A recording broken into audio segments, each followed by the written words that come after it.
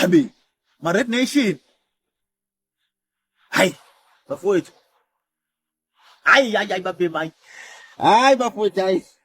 Hayi. Bafowethu ningikadlile, ningitalabhile kwanele manje bafowethu. Yazi ukuthi kuhlula ngisho ngiqhamuka ngala ngithi awuthi ngibagware ngala. Qhamuka ngakhona ningigadle ningitalabhe nize nisebenzise ngisho inhlamba. Inhlamba ke iyona into esetshenziswayo vele umuntu mangabe ekudinile ufuna ukumbonisa ukuthi ikudine kangakanani lento ayenze kuwena. Alikho ke icala ngalokho bafowethu ngithi ayibencane. Ubathandi bakamthandeni umculo wakhe nemisebenzi yakhe yonke ayenzayo. Abathandi bomculo kaMaskandi kufaka wona umculo kaMthandeni. Nama South Africans nje athintekile ufaka abafowethu nodadewethu laba abalandela icontent yami. Kube abafowethu nodadewethu abalandela noma bathanda umusic kwabo. Bafowethu jayibencane ningixolele bafowethu. Kunezinto othi mawuzenza uzenze kakhulukazi la ku social media uzenze ungaqondile impi yamandla. Yabona? Uzenze uthi wena wenza nje leyo debate noma leyo nkulumo mpikiswano ya ku social media la khona kuzokhulunywa bese iya trenda leyo nto kube yiyona esekhulwini. Kodwa bese kuvela phakathi nendawo ukuthi isivela njengempi ekuyimpi yamandla. Bafowethu angiqonde ukuchaza angiqonde kusho lutho. Le video eyokuthi nje bafowethu ngizothi ayibe ncane. Ngiyazi ukuthi aningizondi bafowethu. Ngiyakwazi lokho ngoba iningi lenu ngiye ngithi ngiyafika khona lingithuka yabona nisho lokho enikushoyo kuma video. Kodwa mangithi ngiyafika kuma profile wenu ngithola ukuthi niyangifollowa yabo abanye benu sama friends nabo. Okuchaza ukuthi anizondi mina kodwa nizondi isenzo ekuvela ukuthi ngasenza noma isenzo engasenzayo. Ivideo iqiniso lithi ivideo ngiyibonile ngoba beningimenshina kuyona ngiyayibona ikhulelwa ama views nje kakhulu okuwukuthi iyona ekuyiyona esekhulwini njengamanje ethi ngagxeka umsebenzi kaMthandeni.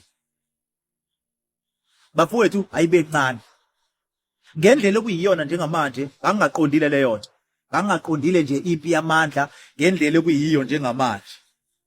Bafowethu ngisaphinda ngithi ayibencane ayidle izishiyele sizuluke leso.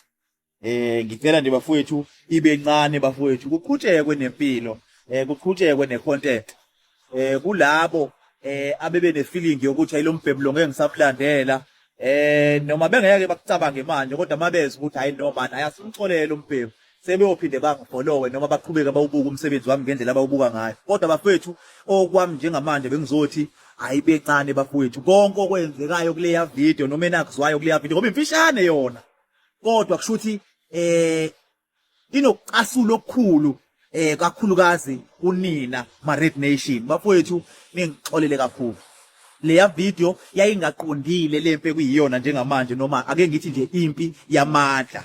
Kodwa kwakuyinto nje yokwenziwa ku social media. Njengamanje ngithi nje khuma bafowethu ningixolele kakhulu. Angazi noma ukhuma uyasebenza yini la. Nabafowethu nina nikhonzile iningi lenu sisafollowana namanje. Sise ama friends namanje. Even though kukhona lokugcobo ukuthi ngakhuluma ngeqhawe lenu kabi njengomuntu olimaza umsebenzi wakhe. Mhlambe ke masobuyisa niyathi angiyena leyo muntu okanjalo. Angiyena bafuthu umuntu ongafisi ukuthi umsebenzi womuntu ulinyazwe ngalolo hlobo. Kwakuwumsebenzi nje uma kwakukwenza kwaku social media. Ningixolele bafowethu uma kukhona la kuzwakale khona njengokuthi engathi sengiyachaza too much angiqondile lokho ngoba nokuchaza kwenza sangathi kube sangathi uyazijustifya kulento okhuluma ngayo noma kulokuxolisa okwenzayo. Kahle kahle ivideo kufuna safanele ube 30 seconds uthi nje ngiyaxolisa bafowethu iphutha ngiyalibona. Ivideo ngiyibonile andiyilento bafowethu enishoyo noma ke mina ngangaqondile impi yamandla. Ngangiqonde nje ukuthi kube ne debate nje ya ku social media ukuthi kwenziwe qhutshekwe nje njengama likes nama views nayo yonke leyo nto bafowethu. Ningixolela kakhulu bafowethu. Akekho umuntu engimfisela ukuthi umsebenzi wakhe engathi ungashona phansi ngenxa yami. Ningixolele kakhulu bafowethu. Uma kungatholakala enhlizweni zenu ukungixolela hayi nikuthole ngelinye ilanga bafowethu. Vele umuntu uma ucela ukuxolisa kuyena namhlanje usungathi akaxolele namhlanje kodwa usukuthi ucela ukuxolisa ukufaka enhlizweni yakhe mhlawumbe ngelinye ilanga uyothi haya ngixolele le ndoda ngoba ngiyazi ukuthi asixabene aningizondi kodwa ndidinwa yisenzo engasenzayo. ayibe ncane bafowethu. Habe